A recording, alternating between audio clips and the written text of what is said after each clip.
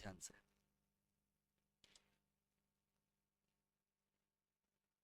मैं एग्जांपल लेता हूँ दो। दो एग्जांपल कौन कौन से? फर्स्ट, एक तो tomato ketchup company, second sugar cane company. शक्कर बनती है, आप लोग को प्रोसेस मालूम है दोनों। टोमेटो केचप कंपनी जो है वो एक आध एग्जांपल ले लो आप, किसान किसान जो भी कोई हो, है ना। मैगी, वो क्या होता है, ये लोग अपने खुद के फॉर्म में टोमेटोज प्रोड्यूस करते हैं। क्लियर?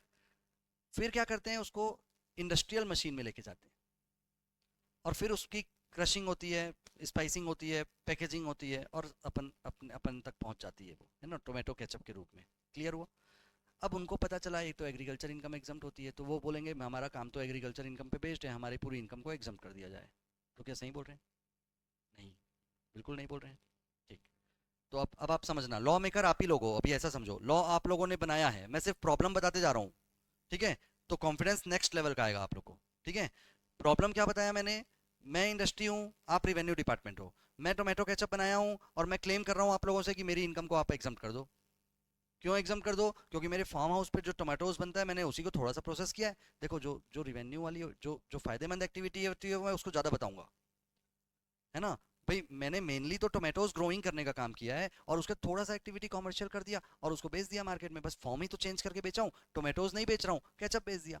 हमारी एग्जाम करो आप इनकम। अब आप लोग क्या बोलोगे? नहीं बोल रहे हो तो पीछे का लॉजिक होना चाहिए कुछ ना कुछ। प्रोडक्शन भी किया आपने, और हाँ, हाँ, रिवेन्यू तो टोमेटो से हुआ ना। इंडस्ट्री उसी से चल रही है, टोमेटोज से, पर टोमेटो तो मैंने ग्रो किया ना, एग्रीकल्चरल काम है। डायरेक्ट टोमेटोज नहीं बेच रहा हूँ, एग्रीड। ठीक है? तो कॉस्ट वॉस्ट मैटर नहीं है, मैटर है इनकम टैक्स नहीं लगना चाहिए मेरे को। तो आप लोग नहीं बोल रहे हो कि हाँ नहीं लगना चाहिए, तो आपका प्ली बताओ, आप प्ली लगाओ। हाँ, ये एक सॉल्यूशन निकाल दिया आप। अब दोनों को अलग अलग करना एक बड़ी जिम्मेदारी है। परफेक्ट बात बताया आपने कि भाई देखो, आप सीधा सीधा नहीं लगेगा बोलोगे इनकम टैक्स, तब भी प्रॉब्लम है, इंडस्ट्री एक्टिविटी पूरी किया हूँ तो खत्म हो जाएगी रिवेन्यू पूरी। आप लगेगा बोल दोगे पूरा एग्जाम हो जाएगा बोलोगे टोमेटोज को, तो फिर ऐसे में तो इंडस्ट्रियल एक्टिविटी फ्री हो गई मेरी, कोई मतलब ही नहीं पड़ा। ऐसे में तो उसको देख करके सब लोग आ जाएंगे, शुगर कैन हो गए, टी कॉफी रबड़ सब चीज़ आ जाएंगे, है ना, उसमें जो भी चीज़ ऐसी होती है मिक्स। समझ पा रहे हो जो बोल रहा हूँ, है ना। आप लोगों को बीच का रास्ता निकालना पड़ेगा। तो आपने अभी क्या बोला, परफेक्ट क्या बोला? डिवाइड करना।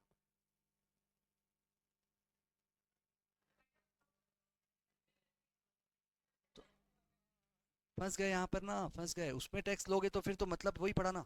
मैंने टोमेटो ग्रो किया, ग्रो करके उसको यूटिलाइज किया, तो अल्टीमेटली रिवेन्यू तो मेरे को वहीं पर मिली ना, बॉटल्स बेच के। अलग चीज अलग हो गई, बट मेरे पूरी फैक्ट्री में इनकम तो जनरेट वहीं पर हो रहा है सिर्फ। आप उसमें ही पूरा टैक्स ले लोगे तो फिर मेरे को क्या एग्जम्पशन दिया आपने? समझ पा रहे हो? और बोलो, और सोचो, सोचोगे तब मजा आएगा, मैं बता दूंगा क्या प्रोविजन है, फिर तो क्या है, सस्पेंस खत्म हो जाएगा। बोलो।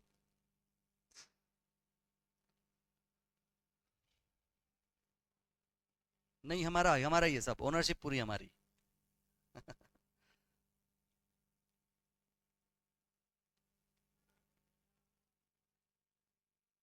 हाँ, वो कॉस्ट है, वो कॉस्ट है।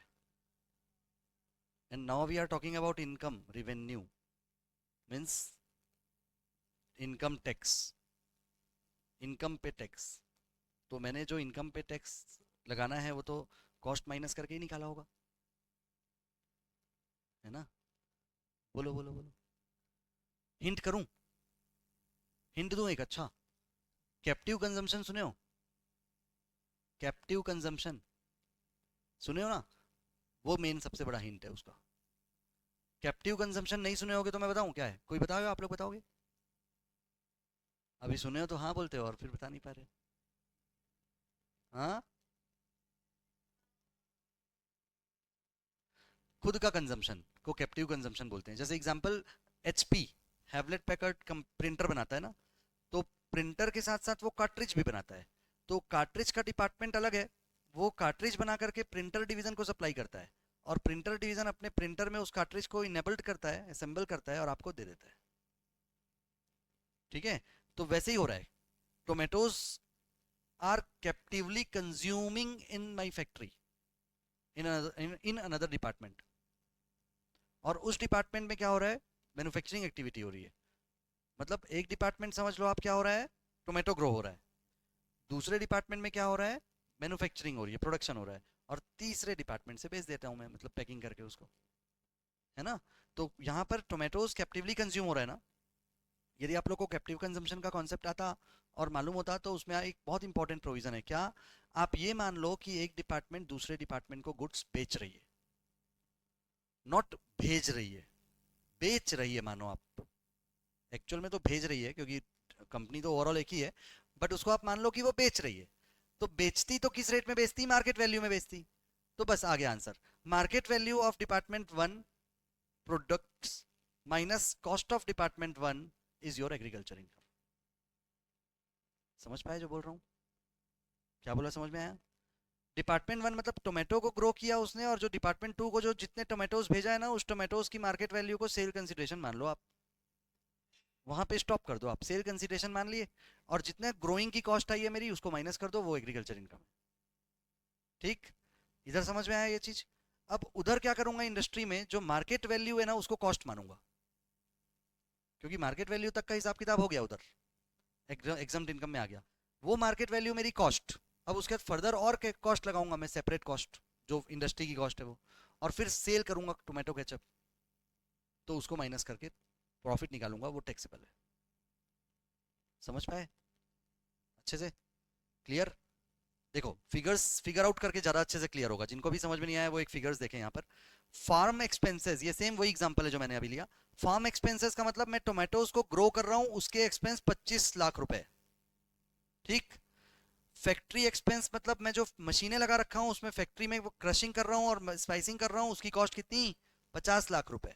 टोटल बोलो कितना हो गया, 75 लैक्स, है ना। इसके बाद जब मैं सेल कर देता हूं तो ये 35 लाख का प्रॉफिट हो गया, 110 लाख में सेल किया है। डन एवरीवन, यहां तक क्लियर। अब ये पूरे 35 लाख रुपए को एग्जम्प्ट मानना चाह रहा था वो, बट मिलेगा नहीं, बिल्कुल नहीं मिलेगा। ठीक, तो अब इसका सॉल्यूशन कैसे निकाला, market value of agricultural produce transfer to the factory is 40 lakhs. उसने पहले ये निकाला कि आपके टोमेटोज की मार्केट वैल्यू कितनी है। यदि वो डिपार्टमेंट वन वाला टू को ना दे करके मार्केट में ही बेच देता तो कितना रुपए कमा पाता। समझ पा रहे हो बात, क्या बोला, क्लियर हुआ सभी को। तो 40 लाख रुपए की मार्केट वैल्यू बनती, मतलब यहां पर आंसर क्लियर हो गया। अब 40 लाख रुपए की मार्केट वैल्यू किस चीज की बनती, किसकी बनती, टोमेटोज की बनती, यदि मैं बाहर बेच देता। क्लियर है। तो वो 40 लाख रुपए में से मैं जितनी भी कॉस्ट ग्रोइंग की आई है 25 लाख रुपए की माइनस कर दूं, तो 15 लाख रुपए मेरी एग्रीकल्चर इनकम। और आउट ऑफ दैट 35 लैक्स, इसमें 15 लाख की एग्रीकल्चर इनकम होगी, तो 20 लैक्स की, बोलो,